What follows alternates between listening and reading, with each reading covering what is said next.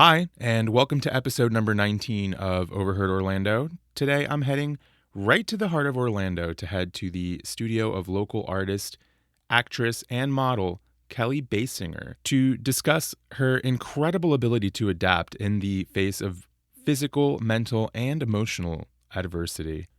Almost immediately, it's apparent by her beautiful home, her self-described menagerie of animals, and a loving fiancé that adversity is only temporary, and your ability to kind of do like a paradigm shift in the face of said adversity kind of determines the future for you. It doesn't always have to be hard. Anywho, let's get right into it.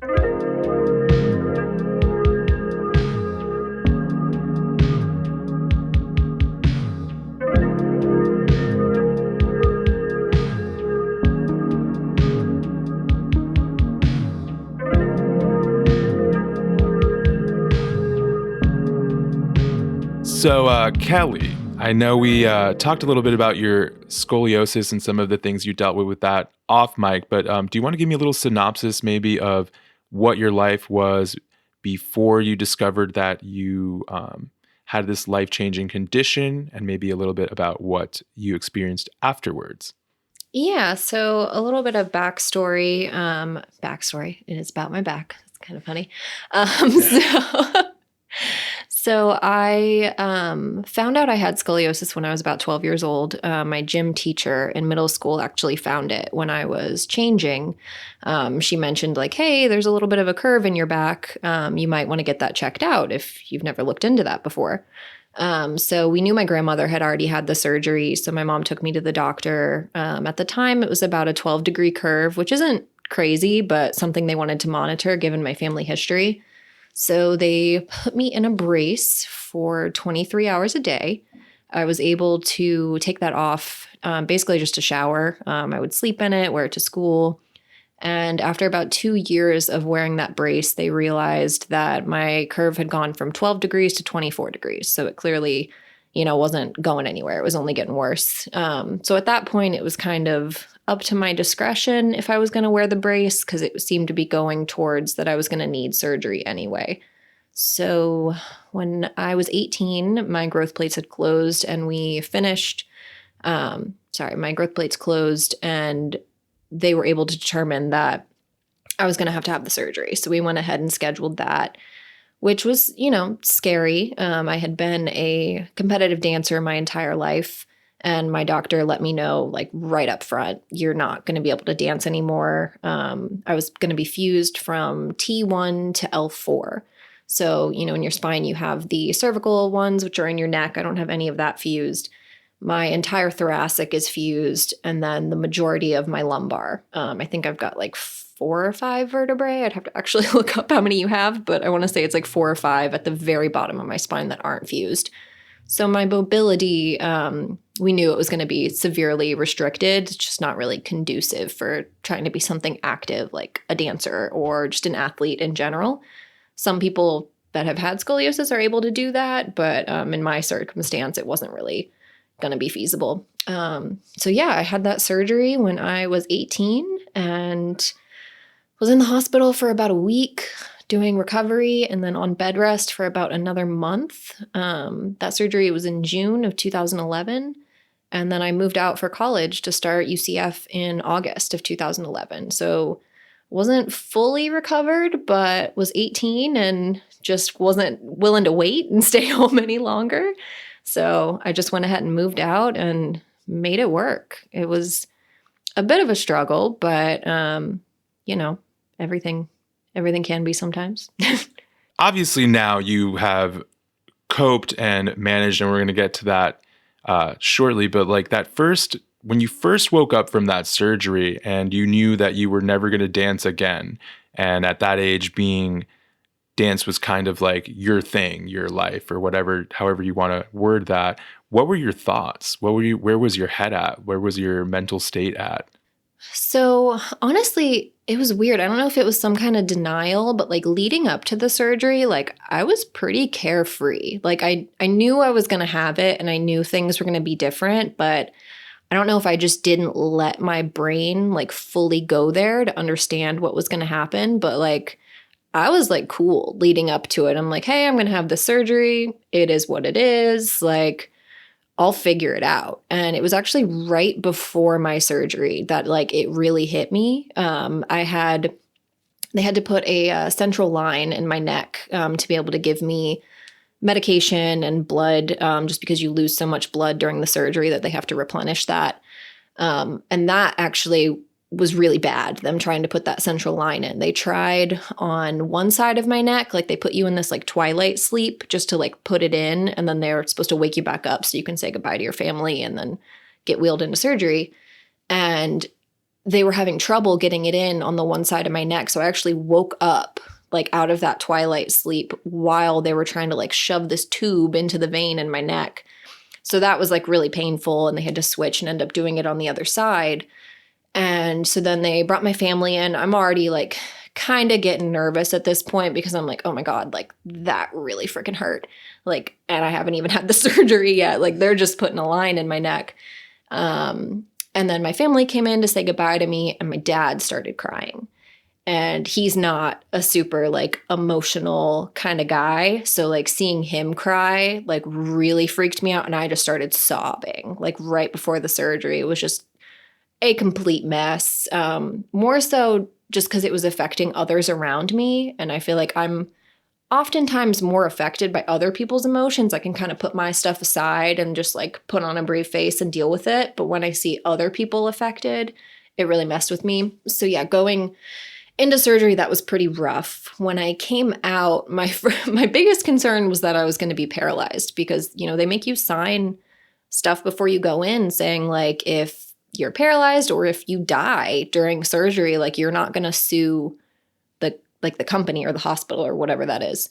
So, you know, that's in the back of my brain. So when I came out, like my very first question, like, are my toes moving? Like, I feel like I'm wiggling my toes. Are my toes moving? And they like confirmed it. I'm like, okay, I'm not paralyzed.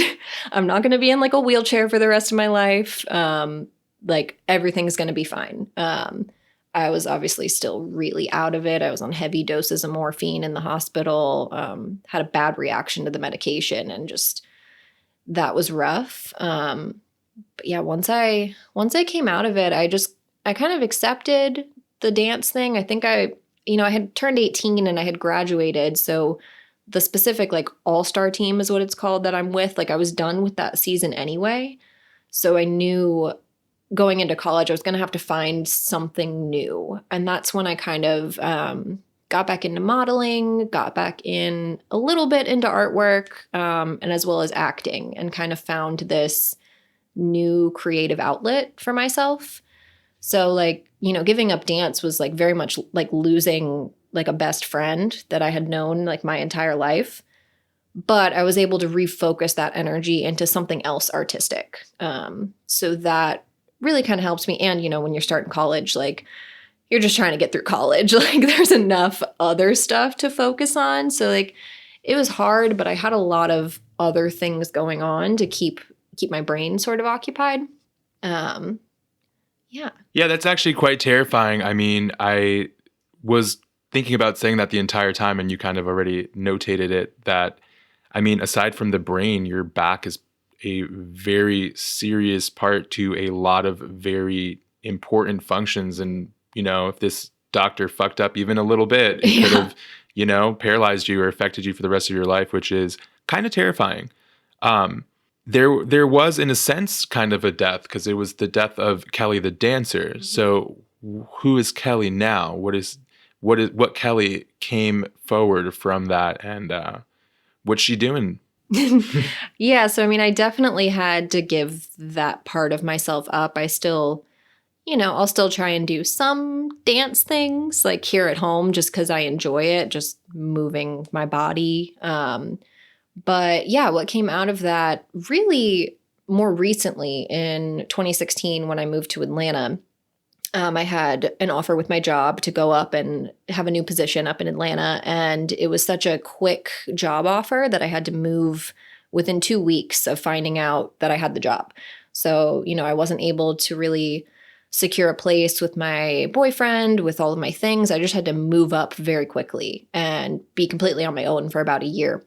And that kind of spiraled me into a bit of a depression, just being, completely alone, not really having the support of my friends and family. I had to just kind of look inward and find what I wanted to do, what was going to make me happy. And that ended up being painting.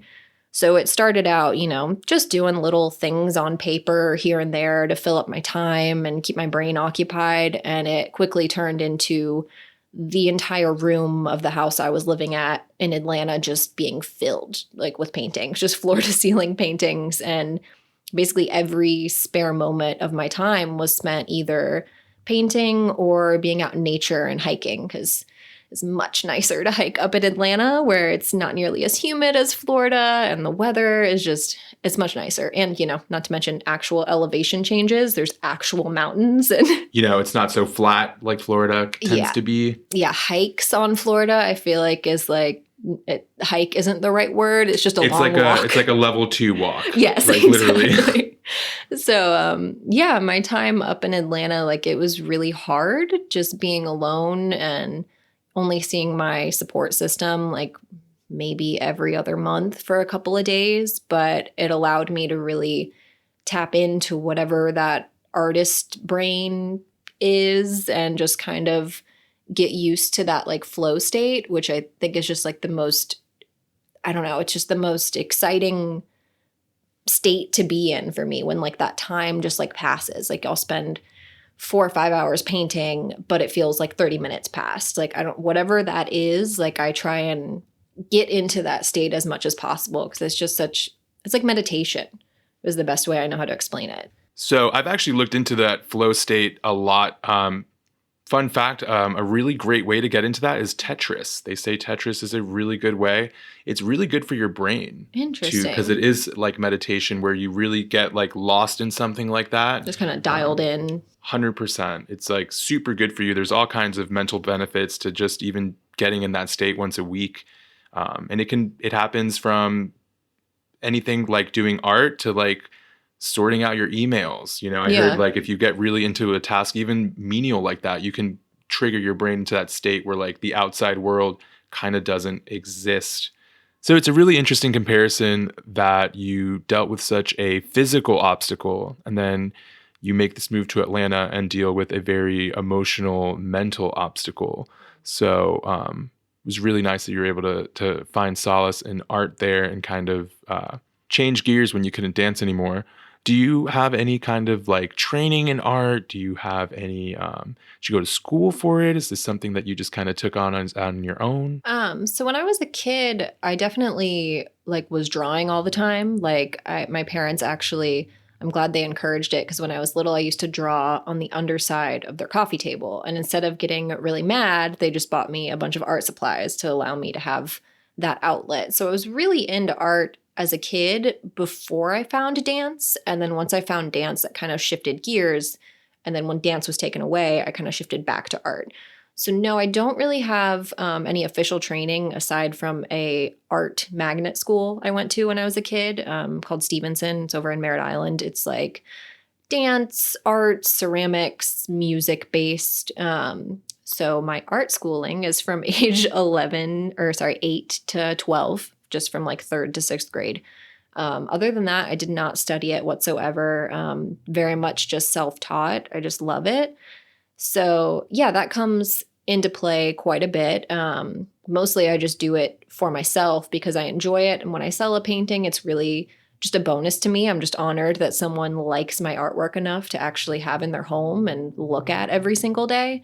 But very much deal with imposter syndrome. I've got a lot of friends in the art community that are always pushing me to, go speak with a gallery or try and do a showing. And it almost feels like I'm like not supposed to be there because like, I'm like, I just do this because I love it. And if somebody likes it, then that's great. But I don't know.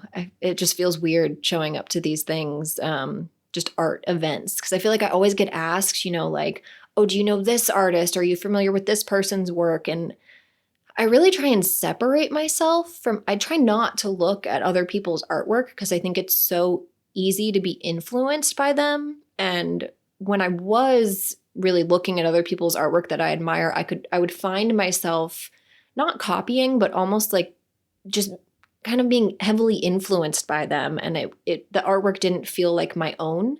So I feel like I do best in creating when I kind of just don't look at other people's artwork, because then I know it's like truly coming from my own brain and I'm not being influenced elsewhere. But yeah, it's a weird thing. I feel like everybody in all different fields deals with imposter syndrome. I think anyone who creates in any way, shape, or form kind of has that feeling. I know I do quite a bit just doing this podcast, and the words of encouragement are nice, but there are times where I'm just like, oh, you're just being nice. Like, no, like, Right. But I can say, I know that no one can see visually, but I am in your studio surrounded by your artwork, and I'm going to have to second that motion and say you should get in a gallery, because there's quite a few very, very nice pieces in here that I could see a lot of people paying money for. And thank you. Yeah, or at the very least admiring in a gallery. Right. So, yeah. Well, thank you.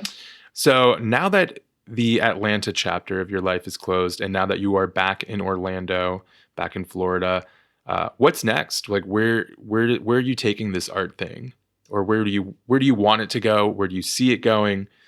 What's in store for us? Well, right now, honestly, I just got engaged a couple months ago. So trying to create in the midst of planning a wedding has been a little difficult. I'll have, bursts of free time where I really get into the work and I'm just focusing on painting for days on ends. And then there'll be, weeks at a time where it's really hard to get in that creative mode. Sometimes it's hard to just like force yourself to be creative.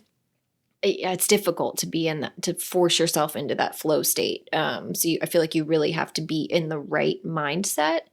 But once all this wedding stuff is finished, which will be in April, which is very exciting. I don't mean to say like when it's finished. I'm very excited for the wedding. But after that, I think just trying to get more tuned in with the Orlando art community. Like I said, I don't really know a lot of artists other than my like close friends that happen to do artwork. I don't really go to a lot of galleries. So that kind of plays into the imposter syndrome when people are like, oh, have you seen this showing? Have you gone to this gallery? Do you know this artist? And usually the answer is no for me. So just getting more plugged in, trying to do more showings, just get my artwork out there just to see who my like core clientele is, who's really going to want to purchase my artwork. Yeah. Just trying to find people like-minded that like my stuff.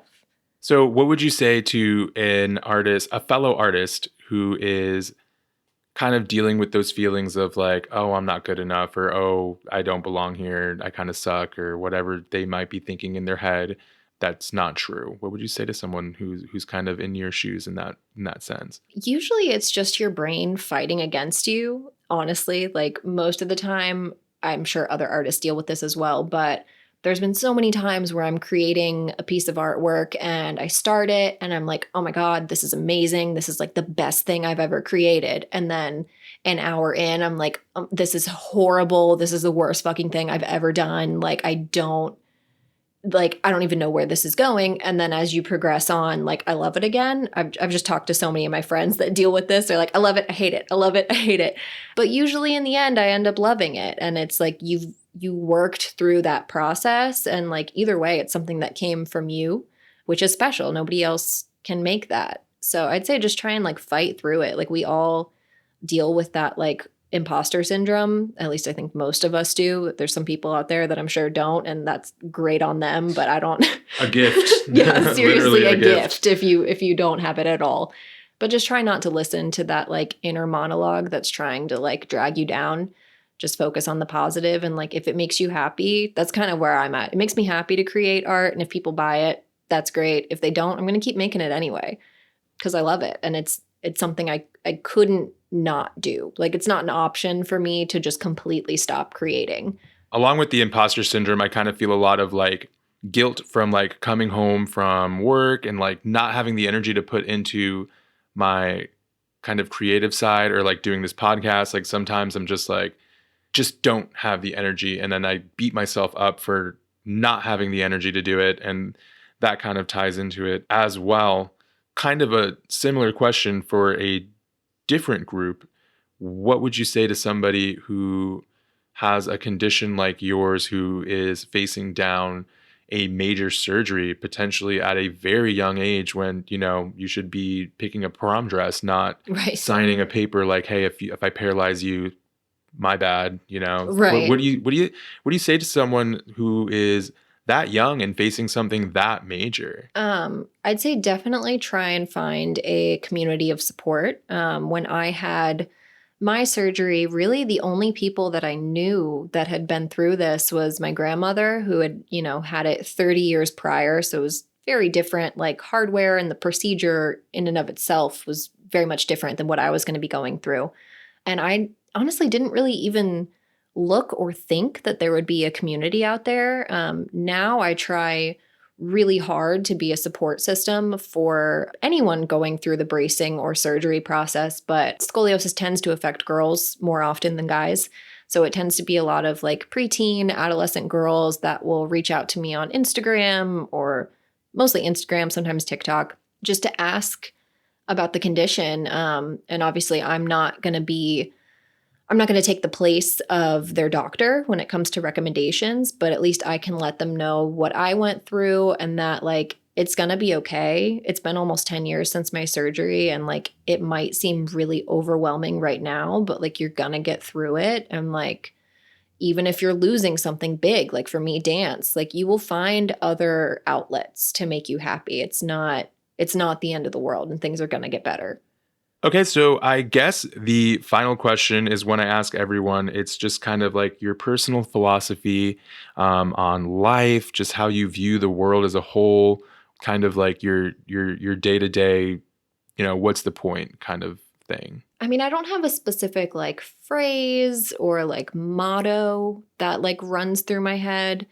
I just try and remind myself to be positive like as much as possible. Like everyone is going through something, and I try and keep myself in check if I'm at work, I work in retail, if someone is, just a little off or like rude towards me, I just try and keep in check that it's not me that they're upset with. Like I didn't cause it. You could be dealing with something so much worse. And you know what? Like I can take someone maybe having a little bit of attitude towards me because I don't know what's going on in your life. And you never know what's going on in someone else's life unless they care to share that with you.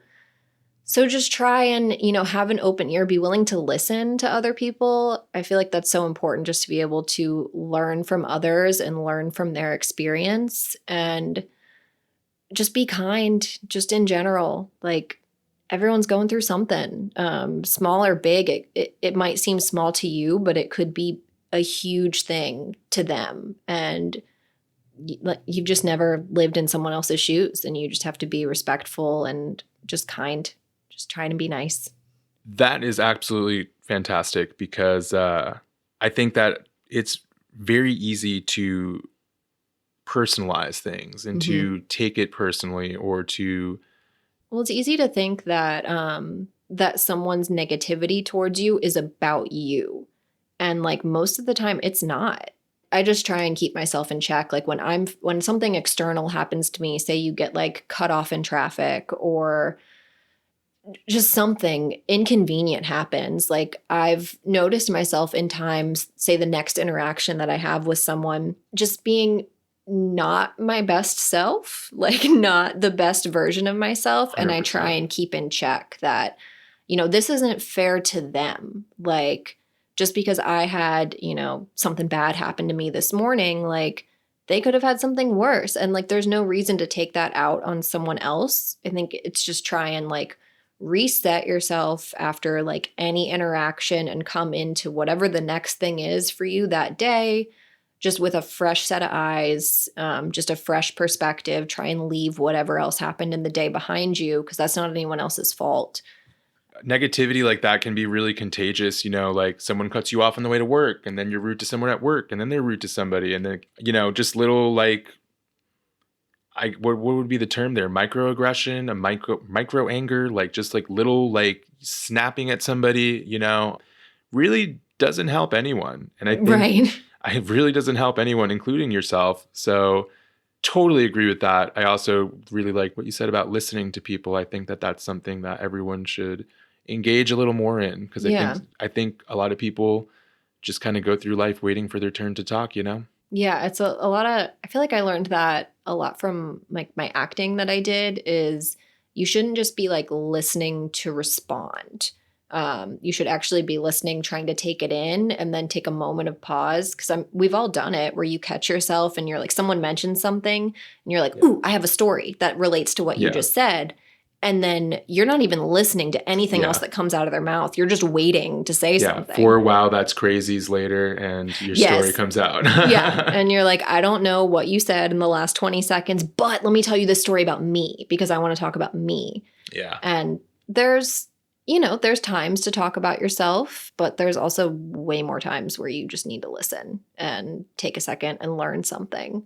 Because, I mean, you've lived your story, you know what's happened to you. So by retelling it, like sometimes, yeah, that can be cathartic. Sometimes you do need to share, but I feel like there's so much more you can learn from listening to others than just rehashing the same stuff that you've been through.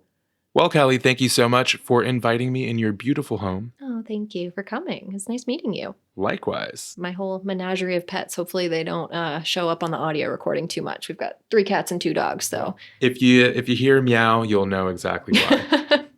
Well, that was a really fun interview to do. I really love the parallels here about adversity within, as Kelly describes both a physical adversity inside of her own body, quite literally, as well as a little bit of depression later on down the line inside her own mind. It's really admirable and impressive that she handles it with such grace and integrity. She never really seems like it's a complaint. She never really seems like she's going to give into it. So really great to see.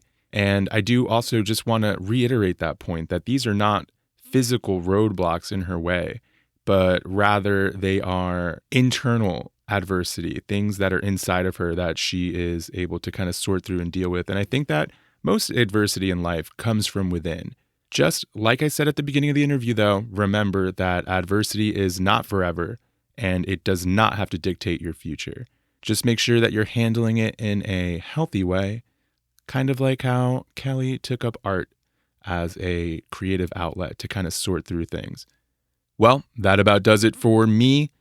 Please do check out the new website at overheardorlando.com. I also have a new email, steven@overheardorlando.com. And of course, as always, I'm on Instagram at overheardorlandopodcast. Thanks for listening. Stay true.